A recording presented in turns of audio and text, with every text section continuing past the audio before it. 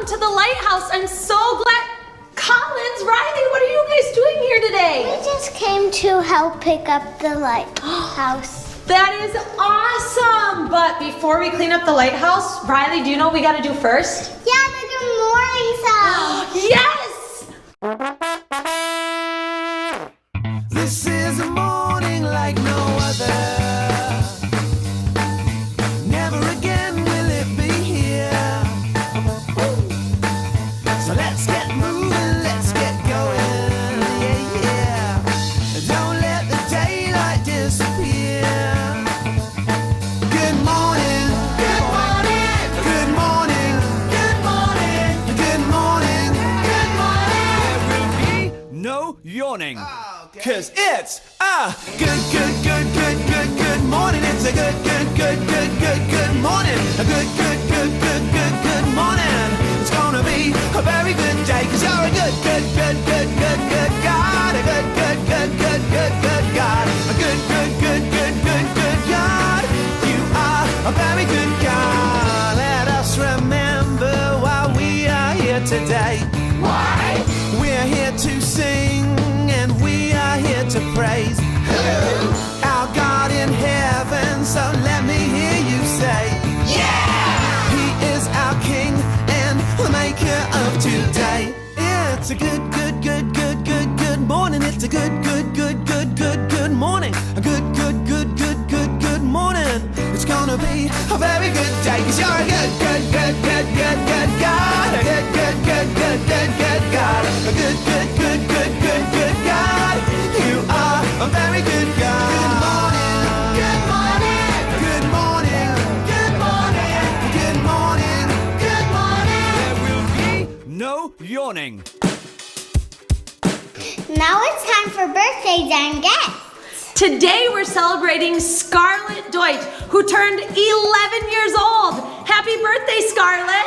Happy birthday, Scarlett. And if you have a birthday, we love celebrating the Lighthouse. So have your parents email us at lighthouse@excelcov.org. And if you're joining us for the first time, welcome! We're so glad you're here. What is all of this?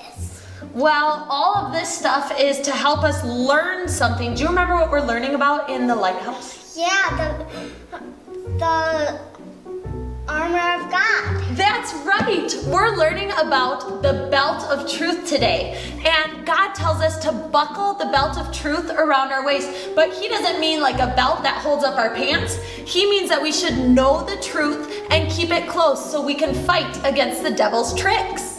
What's on all these papers? Well, I had 2 stacks, one for Vacation Bible School and one with Bible truths that I wanted to remember.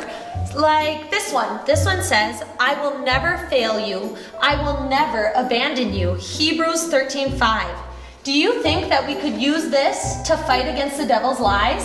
Yeah. You're right, we can. When we feel like we're alone or someone tells us that there's no one else with us, we can remember that God says He will never abandon us. The truth is, God is always with us.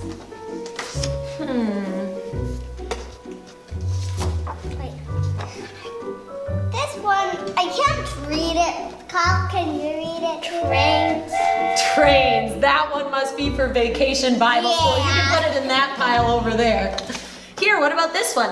This one says, Jeremiah 29:11. For I know the plans I have for you, declares the Lord. Plans to prosper you and not to harm you. Plans to give you hope and a future.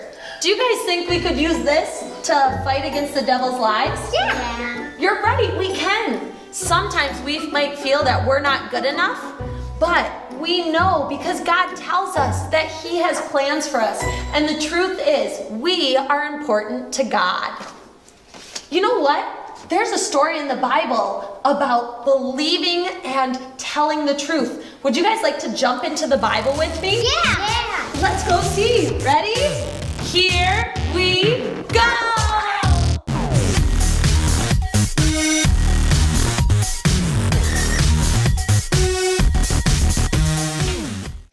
Wow. Where are we? Good question. We're going to be learning about Adam and Eve in the book of Genesis, chapter 3. The first people God created were Adam and Eve. They lived in the Garden of Eden. They were happy in the garden and they had all that they needed.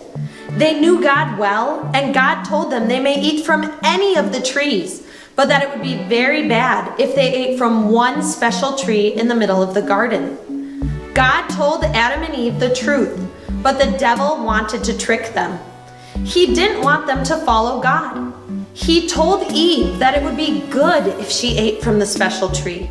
He told her that God did not want her to eat from the tree because it would make her smarter and more like God. Eve listened to the devil's lie instead of the truth that God had told her. She ate from the tree, and she also gave Adam some of the fruit to eat. Eve sinned by not doing what God told her to. Because they ate from the tree, they had to leave the garden, and life was much harder.